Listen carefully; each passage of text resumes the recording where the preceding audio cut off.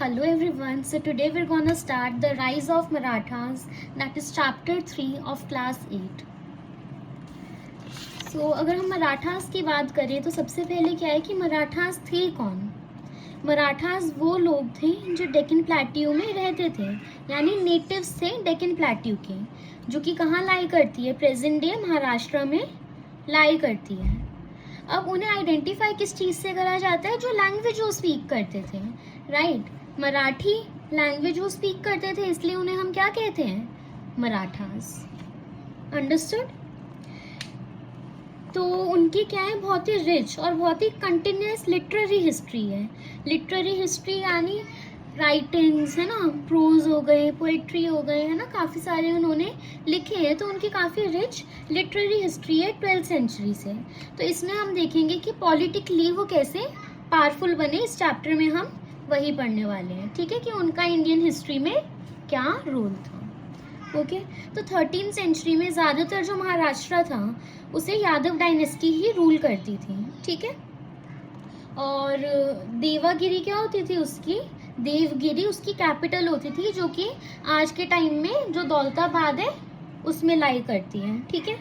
तो 14th century जब start हुई तो यादव डायनेस्टी को ओवरकम कर लिया था खिलजी सल्तनत ने, है ना, हमने लास्ट चैप्टर में पढ़ा है खिलजी सल्तनत के बारे में, ठीक है।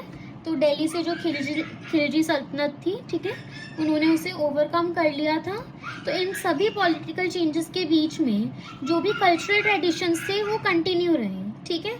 जो भी भक्ति थी, डिवोशन था, अपने पर्टिकुलर डाइटी को पूजना, है ना, उनको प्रे करना, वो सब कुछ नॉर्मली चल रहा था। तो 7th और 17th सेंचुरी के बीच में काफ़ी ज़्यादा स्पिरिचुअल अपलिफ्टमेंट हुई, है ना, लोग और ज़्यादा डिवोटेड हुए टूवर्ड्स प्रेइंग, है ना, टूवर्ड्स स्पिरिचुअलिटी। तो जो सेंट्स और सीकर्स थे उन्होंने क्या माना कि काफ़ी सारे जो पार्ट्स हैं, है ना, बेसिकली इंडिया के काफ़ी सारे पार्ट्स हैं, वो क्या प्रेफर करते थे कि जो भक्ति है वो सिर्फ एक्सटर्नल रिचुअलिज्म है ना, कि सिर्फ एक्सटर्नल है, ठीक है। ये जो सेंट्स थे वो अलग अलग सोसाइटी के सेक्शन से आते थे, डिवोशनल सॉन्ग्स और पोएट्री भी क्या करते थे, कंपोज करते थे। और मतलब काफ़ी सारे जो पर्टिकुलर लैंग्वेज है, अलग अलग लैंग्वेजेस में, है ना, जो मास्टर्स, जो ज़्यादातर लोग कॉमनली जो लैंग्वेजेस यूज़ करते हैं उनमें कंपोज करते थे, और काफ़ी ज़्यादा भक्ति को उन्होंने अपने मैसेजेस को स्प्रेड करा, ठीक है। भक्ति का मतलब क्या होता है, अगर हम किसी भी भक्ति सेंट को चूज करेंगे इंडिया के किसी भी पार्ट से, उनकी लाइफ, उनकी टीचिंग्स, उनके मैसेज के बारे में जानेंगे, है ना, तो हमें क्या पता चलेगा कि बेसिकली जो उनकी पोम्स हैं, उनकी भजन्स हैं, सारे किससे डेडिकेटेड होते हैं, गॉड से क्या होते हैं, यूजुअली डेडिकेटेड होते हैं। तो महाराष्ट्र में काफ़ी सारे सेंट्स थे, जैसे ज्ञानेश्वर, नामदेव, तुकाराम, रामदास, ठीक है, उस टाइम पे वो काफ़ी पॉपुलर हुई। उन्होंने इम्पॉर्टेंट टेक्स्ट जैसे उपनिषद और भागवत गीता को भी मराठी में ट्रांसलेट करा, और जिस वजह से जो फिलॉसफी थी, है ना, जो फिलोसफिकल टेक्स्ट थे वो मराठी पीपल को भी एक्सेसिबल हो गए, ठीक है। अब काफ़ी लोगों ने सोशल ऑर्गेनाइजेशन पे भी फोकस करा, है ना, पॉलिटिकल अवेयरनेस पे भी फोकस करा, जैसे कि सिख गुरुज करते थे। इस वजह से क्या हुआ, सोसाइटी में कल्चरल फाउंडेशन जो थी सोसाइटी की वो काफ़ी स्ट्रॉन्ग सेटअप हो गई, ठीक है। और इसी वजह से जो मराठास थे अपने आप को पॉलिटिकल पावर में सेटअप कर पाए। तो 17th सेंचुरी तक कुछ जो मराठा चीफ्स थे उन्होंने काफ़ी अटेम्प्ट्स करे बेसिकली सॉवरेनिटी इस्टेब्लिश करने के लिए, ठीक है, बट वो अनसक्सेसफुल हो गए। फाइनली जब शिवाजी आए तब क्या हुआ, मराठास एक साथ आ गए एंड फाइनली मराठा एम्पायर अच्छे से इस्टेब्लिश हुई, ठीक है। तो काफ़ी सारे मराठा चीफ्स ने भी कोशिश करी, बट मेन फाउंडेशन कब हुई मराठा एम्पायर की, आफ्टर शिवाजी, ठीक है। तो अब नेक्स्ट क्या है हमारा, foundation of Maratha power and rise of Shivaji, ठीक है। तो 1630 में शिवाजी का बर्थ हुआ भोसले क्लैन में, ठीक है, और उनके मदर और फादर कौन थे, शाहजी एंड जीजाबाई। उस टाइम पे शाहजी डेक्कन सल्तनत को सर्व करते थे और यूजुअली अपनी फैमिली से दूर रहते थे, ठीक है। तो जो उनका जागीर था, ठीक है, वो पुणे में था। अब जागीर क्या होता है, एक पीस ऑफ लैंड होती है जो एक रूलर किसी को एज अ रिवॉर्ड देता है, ठीक है, कि मान लो मैं एक कोई भी नॉर्मल पर्सन हूँ, ठीक है, कॉमन पर्सन हूँ। अब मैंने अपने किंग को सर्विस प्रोवाइड करी, तो जो किंग है उन्होंने मुझे एज अ रिवॉर्ड एक पीस ऑफ लैंड गिफ्ट में दे दिया, ठीक है। तो जो भी जागीर जिसे भी मिलता था वो उस लैंड से टैक्सेस भी कलेक्ट कर सकते थे और उस मनी का अपनी नीड्स के लिए यूज़ भी कर सकते थे, ठीक है। और अगर किंग को ज़रूरत पड़ी तो उनकी उनसे हेल्प भी कर सकते थे, ठीक है। तो इस टाइम पे जो पुणे रीजन था उसकी अगर हम बात करें तो वो क्या था, काफ़ी ज़्यादा उस टाइम पे डेक्कन सुल्तान्स के बीच में भी क्या होती रहती थी, फाइट होती रहती थी, ठीक है, जिनको क्या मराठा सर्व करते थे, जिस वजह से कॉमन पीपल के लिए बहुत ही ज़्यादा प्रॉब्लम्स आ गई थी, ठीक है, उन्हें काफ़ी प्रॉब्लम सॉल्व करनी पड़ी थी। तो शिवाजी भी कहाँ पे ग्रो अप हुए, पुणे में ही ग्रो अप हुए, ठीक है, under the eyes of Jijabai और कुछ जो ट्रस्टेड ऑफिशियल्स थे उनके अंडर। उन्हें काफ़ी अच्छी वैल्यूज़ भी मिली और अच्छी एजुकेशन भी मिली। जब शिवाजी 16 के थे तो उन्होंने मिलिट्री कैंपेन भी लॉन्च करे, है ना, और क्या करा उन्होंने, पुणे पे अपना होल्ड भी पाया है ना, पुणे पे उन्हें होल्ड मिला। उन्होंने जो भी निगलेक्टेड या अनऑक्यूपाइड फोर्ट्स थे उनको क्या करा, कैप्चर करा और अपनी डिफेंस को भी क्या करा, स्ट्रॉन्ग बनाया, स्ट्रेंथन करा, ठीक है। तो उनका जो विजन था सॉवरेन किंगडम का या स्वराज्य का, है ना, कि अपना एक इंडिपेंडेंट किंगडम हो, स्वराज्य, यू नो, स्वयं, स्व यानी खुद का, राज का मतलब तो आपको पता ही है, राज करना, है ना, तो स्वराज्य हो, ठीक है। और जिस वजह से उनकी पॉलिटिकली भी, इकोनॉमिकली भी, कल्चरली भी उन्होंने बहुत ज़्यादा क्या करा, एक्सपैंड करा अपने आप को, ठीक है, बहुत ज़्यादा ग्रो करा।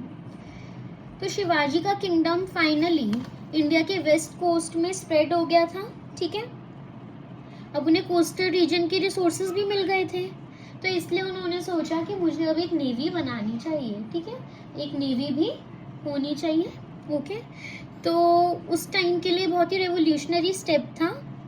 बीजापुर सल्तनत की बात करें, है ना, जिन्हें आदिल शाही डायनेस्टी रूल करती थी जिसे, तो उन्होंने मर्चेंट शिप्स तो मेंटेन करी थी पर उनकी कोई फुल टाइम नेवल फोर्स नहीं थी जो उनके कोस्ट को प्रोटेक्ट कर पाए।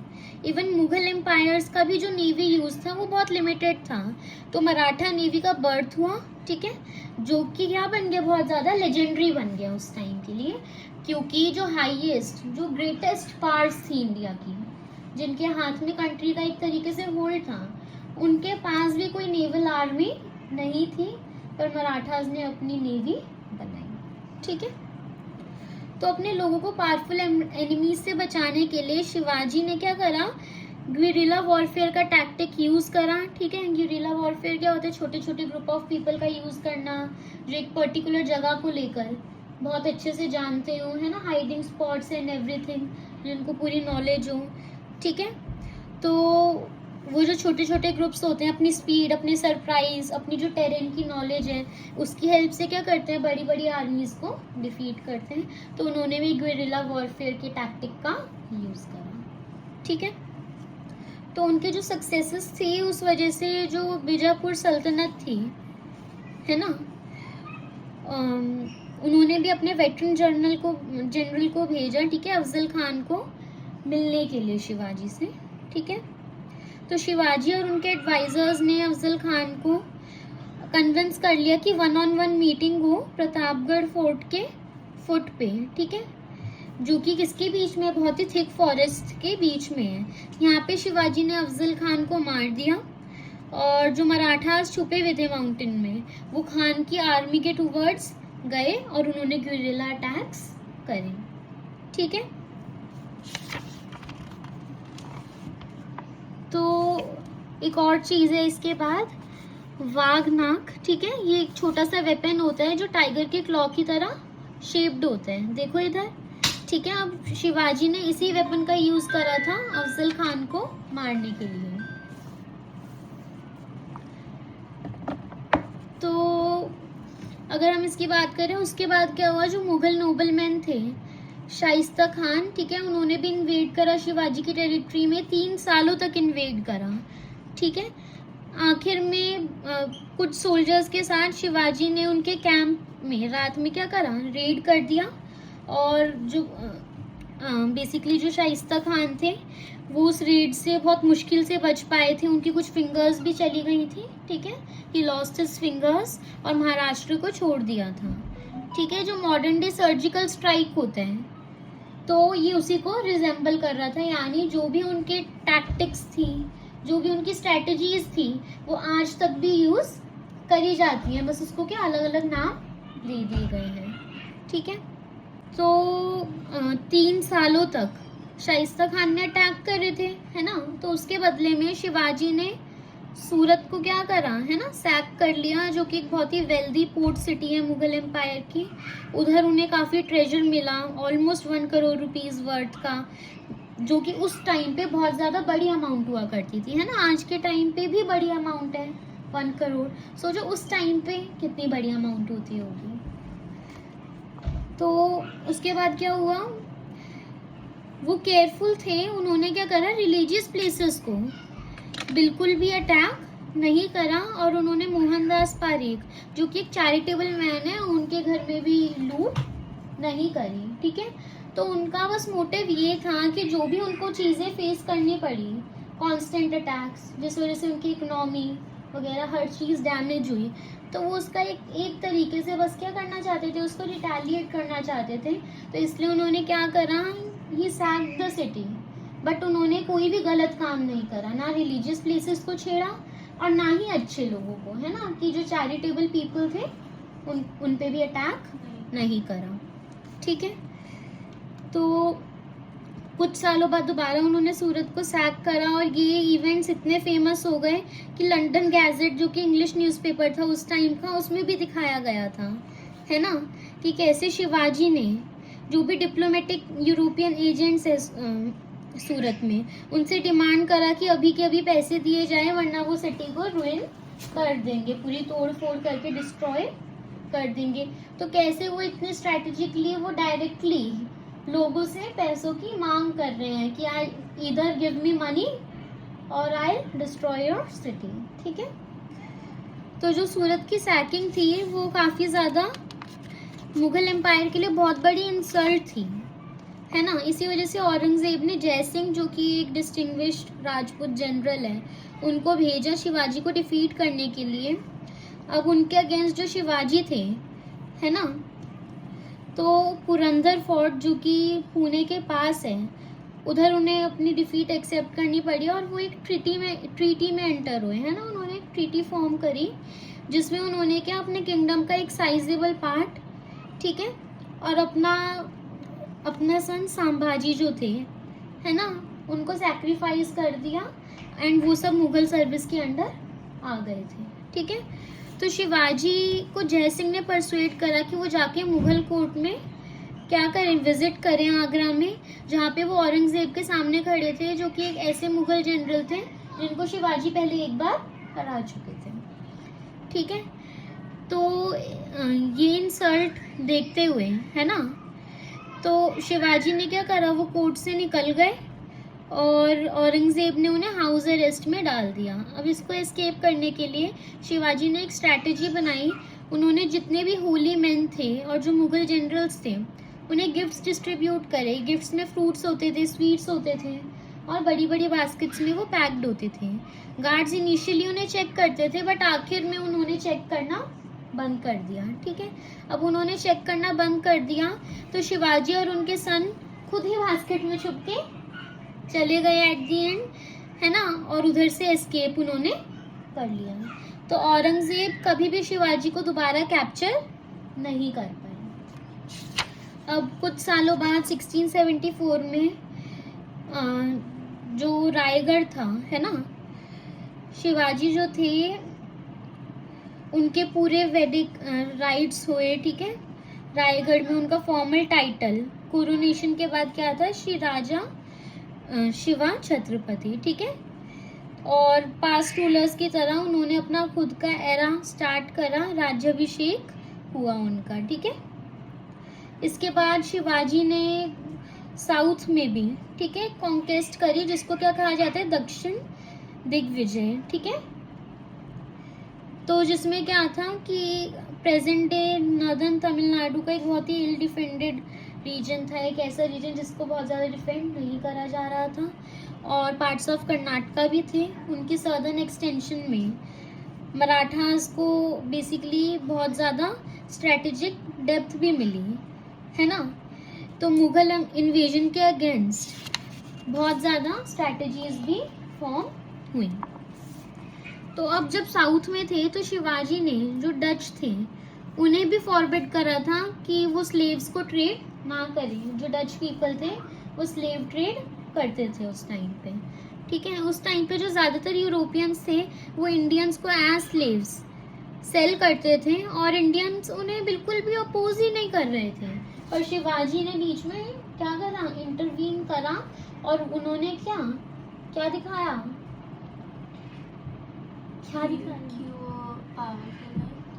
हाँ, उन्होंने अपनी बेसिकली ये दिखाया कि वो उनको सपोर्ट इस चीज में कर रहे हैं या नहीं करेंगे, नहीं करेंगे स्लेव ट्रेड में, ठीक है।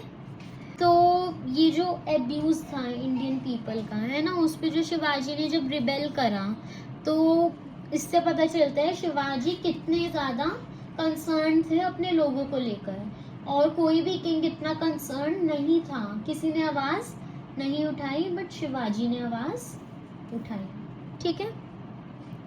इसके बाद शिवाजी का किंगडम भी दिखा रखा है, ठीक है, इस मैप में कि कौन कौन से पार्ट्स को शिवाजी ने क्या कर रखा था, कैप्चर कर रखा था।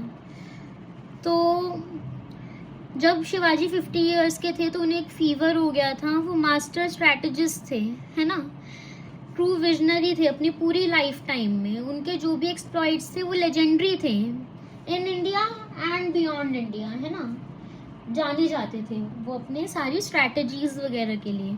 जो यूरोपियंस थे वो उन्हें एंशिएंट जनरल जैसे अलेक्जेंडर से कंपेयर करते थे, और जो बुंदेला प्रिंस थे वो भी उनसे इंस्पायर होते थे, और उन्होंने भी बुंदेलखंड किंगडम बनाया, है ना, अगेंस्ट मुगल्स, जो कि प्रेजेंट डे उत्तर प्रदेश में और मध्य प्रदेश में सिचुएटेड है, ठीक है। तो जो फेमस हिंदू पोएट भूषण थे, जो वो स्पेसिफिकली महाराष्ट्र में आए शिवाजी से मिलने के लिए, और उनके प्रेज में उन्होंने पोम्स भी लिखी, जो आज तक भी क्या है, बहुत ही पॉपुलर है। तो finally at the age of 50 Shivaji की डेथ हो गई, ठीक है। वो ट्रू विजनरी थे, स्ट्रैटेजिस्ट थे, मास्टर स्ट्रैटेजिस्ट थे, ठीक है, और अलेक्जेंडर से उन्हें कंपेयर करा जाता था, और बुंदेलखंड भी उन्हीं से इंस्पायर होकर इंडिपेंडेंट किंगडम बनाए गए थे, okay. So this was all about Marathas during the time of Shivaji, ठीक है। तो बाकी का हम नेक्स्ट लेक्चर में पढ़ेंगे, है ना, आगे Marathas after Shivaji, their administration, cultural revival. This all we'll study in next lecture. Till then, bye bye.